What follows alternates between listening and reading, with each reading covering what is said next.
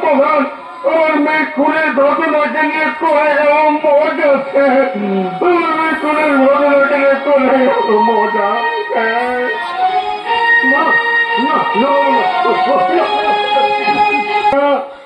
আর ওই সব স্বার্থপর মানুষকে বিশ্বাস করা দুই সমান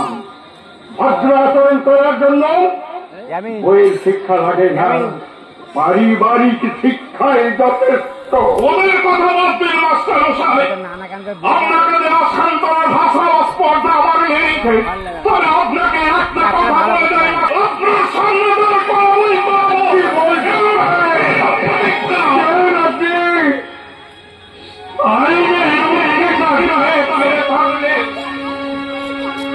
আপনার তো রক্ত মাংস দিয়ে গড়া একটা মানুষ আপনি